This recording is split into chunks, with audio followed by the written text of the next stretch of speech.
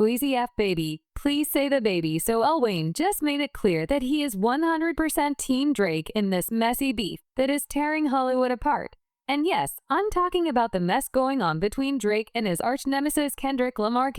Now Lil Wayne was willing to stay out of the drama at first, because it didn't really have anything to do with him directly. Plus, Drake used to be his protege. However, he was dragged into the situation when Jay-Z made the shocking decision to have Kendrick Lamar perform at the Super Bowl, even though it was held in Lil Wayne's hometown of New Orleans. This made Lil Wayne so mad that he decided to back Drake, take shots at Kendrick and Jay-Z. We thought the drama was going to be happening anytime soon, because not only did Lil Wayne just clown Kendrick's performance and dubbed it the worst halftime performance ever, but he just announced a diss track against Kendrick. Oh, you don't want to do that. But it looks like he's about to go all the way there with Kendrick. So let's break it down now. Let's get something straight away. A lot of people seem to think that Lil Wayne is doing this because he cares so much about Drake, and he's offended that Kendrick has been dissing Drake for such a long time. It's not surprising that people would think this because Lil Wayne is the one who put Drake and Nicki Minaj on the map. So he used to be their mentor, but Drake was his golden boy, Nicki was the queen, and it wasn't about the music, because it was about a girl, okay? So this is how it went down. Lil Wayne was behind bars serving time while he was incarcerated. He believed his crew was holding things down on the outside, keeping everything in check.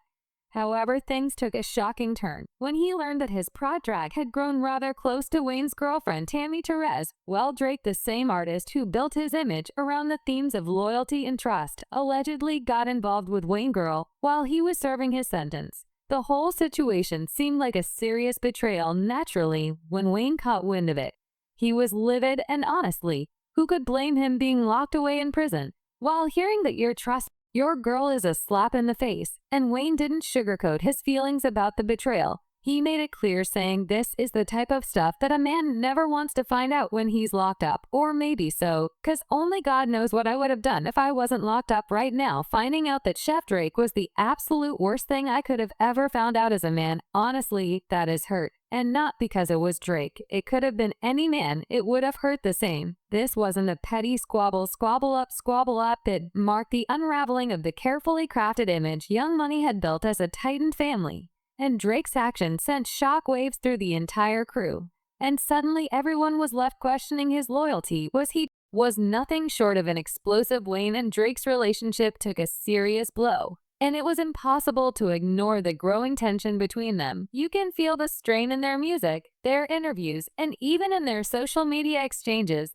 The once close friendship where they showered each other with praise and posted group photos full of smiles had quickly evaporated. So yeah, Lil Wayne speaking up against Kendrick has nothing to do with Drake, because he doesn't like Drake that much.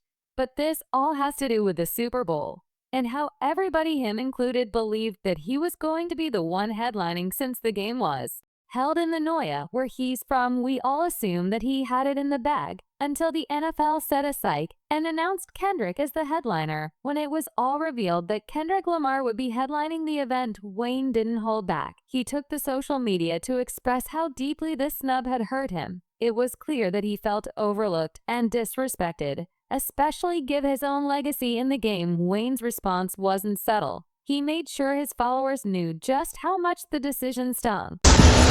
First of all, I want to say forgive me for the delay. The delay. I want to say I had to get strength. I had to get strength enough to do this without breaking. I must say thank you. I must say thank you to every voice, every opinion, all the care, all the love, and the support out there. Your words turned into arms, and it held me up when I try to fall back.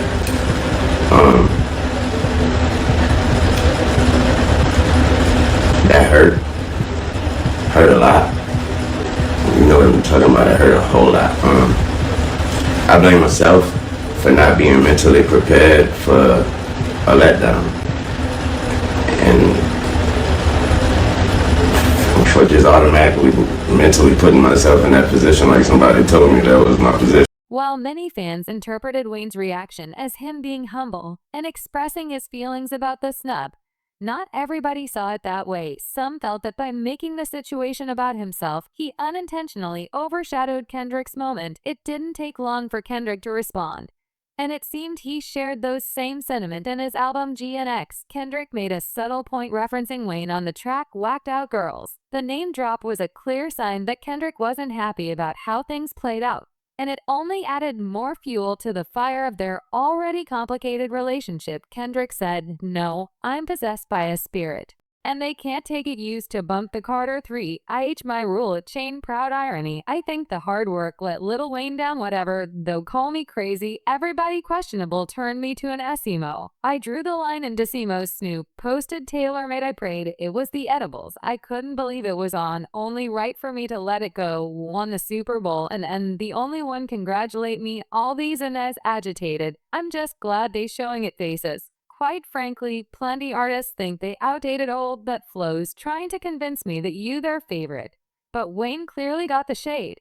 And while a lot of people thought that Kendrick wasn't exactly this, and Lil Wayne thought the opposite, and he tweeted, "Man, what the F I do, I just be chilling, and they still coming from my head. Let's not take kindness for weakness. Let this jig giant sleep. I beg you all, no one really wants destruction, not even me. But I shall destroy if disturb on me love." Yeah, he clearly got the shade, and he wanted all the smoke with Kendrick, and he wasn't backing down. However, fans thought he was just doing too much like this person that said you said the Super Bowl was taken from you when it wasn't promised in the first place, and never congratulated the artist who looked up to you and worked hard for himself to get it. But now it's what the feud do. And this other person that tweeted, don't act like you didn't speak on the SB multiple times and saying that it got taken away from you. How would you feel if you actually did get the nod and someone else kept talking about how it got stolen from them instead of just congratulating them? But what made Lil Wayne's tweet even more bizarre was that just a little while before he had sat down for an interview with sports broadcaster Skip This. During that conversation, Wayne seemed to completely flip the script, acknowledging and even expressing understanding of the NFL's decision not to choose him as the headliner. This made his emotional tweet about this snub feel somewhat contradictory. On the one hand, he was and the vocal about it on social media, but on the other, he'd already publicly accepted the situation with a level of calm and reasoning that didn't quite match the tone of his online outburst. It left fans scratching their heads, wondering why he'd act so strongly on Twitter after appearing so composed in the interview. Okay, speaking of Super Bowl, I gotta hit you with this because this is just me, and I do love you, but I just remain baffled and angry over why the NFL did not choose you to play halftime of a Super Bowl that's going to be in your hometown. And I know you went through a lot with it, but now that your feelings have settled some, how do you explain their choosing not to ask you? Well, so I'll give you two, I give you both. So when I give you my general answer and then I give you the personal answer. So generally, I explain it. Generally, I just believe that, they, for whatever reason, I believe that it's over my head. Meaning that's, I don't know why, period. That's not all, because Wayne also seemed to understand why Kendrick name-dropped him in GNX, and instead of reacting defensively, he took a more mature approach, acknowledging the reasons behind Kendrick's decision. But what really caught fans off guard was when Wayne revealed that he had actually spoken to Kendrick before the performance and wished him well now. This revelation seemed to contradict the tension that had been building between the two. It made many wonder if Wayne's public frustration was more about the timing and the public perception of the snub there than any real personal animosity. Lamar, what his lyrics were about you. What can you explain? That was my first time hearing it, but I think he just, I think he's a fan, like I'm a fan of his music. Sure. He's a fan. Yeah, I think he's definitely a fan of yours. Yeah. Yeah, so I think he just mean by he saw what everybody else he saw how much it meant to me. And I think that's all he mean. Is that, I don't think it, and when we speak, and obviously we can't control that. So it looked like both men had settled whatever was going on between them back in 2024. And we thought that the beef was going to end in 2024. I mean, insiders claimed that the NFL even apologized to Lil Wayne for the snub.